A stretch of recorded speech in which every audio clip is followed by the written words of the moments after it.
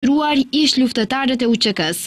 Kështu dyshon Jetullah Qerimi, vëllai i të dënuarit me burg të përjetshëm Rexhail Kerimi. Qerimi në emisionin e mbrëmshëm Vox u shpreh se vëllai i tij ka qenë në shënjestër sikurse gjithë luftëtarët e tjerë të UÇK-s pas konfliktit të vitit 2001, pasi i pengonin pushtetit për të bërë politikat e tyre. Atëherë ishte VMRO BDI. VMRO-ja sigurisht e kishte një qëllim për t'ju hakmarë sigurisht edhe këtine 5 personave shembull që ose familjeve që kishin marrë pjesë në konfliktin e 2001-shit, edhe ata e arritën qëllimin, e kishin BDI në pushtet, ajo gjithnjë me ato propagandat thamë të vetat se imi të punu, imi të këshirë, imi të bo, edhe faktikisht kur gjonë, dhe njerë në thoshin se Gruevski është ai qka nuk na vetë neve, banë shka të doje, si të doje, edhe faktikisht dënimi jitke, presionet u bashin, edhe ashtu që tash mua 10 vjetë na luftoj me institucionet e shtetit.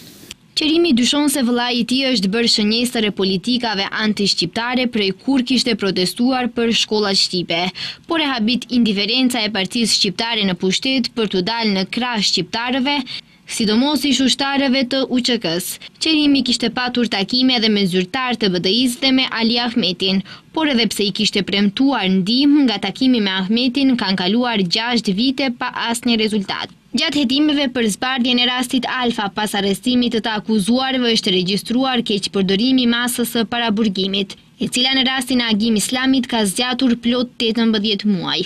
Agim Islami u dënua me burg të përjetshëm duke u bazuar në bishtat e cigareve si prova të propozuara nga prokuroria publike. Ramiz Dauti, kushëriri i Islamit, tha se kanë qenë mbi 10 persona të cilët kanë dëshmuar në gjykatë se Agimi ka qenë në vendin e punës, ditën për të cilën ai akuzohet se ka kryer krim. Ma thanë ne kemi qenë jo vetëm unë, po mbi 10 persona të cilët kemi qenë edhe në gjykatë, kemi dhënë të njëjtën verdikt ku kemi qenë, domethënë kemi qenë bashkë me Agimin në internet kafe të cilën asaj kohe kemi pas, dhe domethënë pa jo ditë kaloi prej në mëngjes deri në mbrëmje. Agimi ka qenë në vend të punës, kurse unë kam qenë si edhe shokët tjerë, kemi qenë aty, lokalin e kam mbajtur, ka qenë shumë i frekuentuar, domethënë njëkohësisht Agimi ka qenë vetëm në internet kafe, askund tjetër. Ramadan Shaqiri është njëri nga persona që ka vuajtur dënim me burg për rastin Alfa. Ai akuzohej si bashkëpunëtor në krim dhe i njëjti tashmë e ka kryer burgimin. Ai thotë se deklaratat e dëshmitarit të mbrojtur kanë qenë shumë kontradiktore njëra nga tjetra. Për herë të parë më kanë pyet ku kam qenë para 26 ditëve. Edhe në bazë të atyre fjalëve unë të cilat i kam deklaruar në polici se ku jam qenë, ç'është jam qenë dhe ku kom ato kanë shkuj kanë morën ato mund të them veturina, të cilat na kena hangër bukë dhe në bazë të atyre mu mi kanë nxjerrën para gjykatës kim zonë ku hangër bukë me ato janë gishtat e atij apo gishtat e këtij, ajo lidhje s'ka me atë rast. Unë i kum deklaru 2 personat me të cilët kum hangë bukë aty në atë vend, ato mu mi qesin këta 2 personat të cilat na kanë lidhën me vrasjen.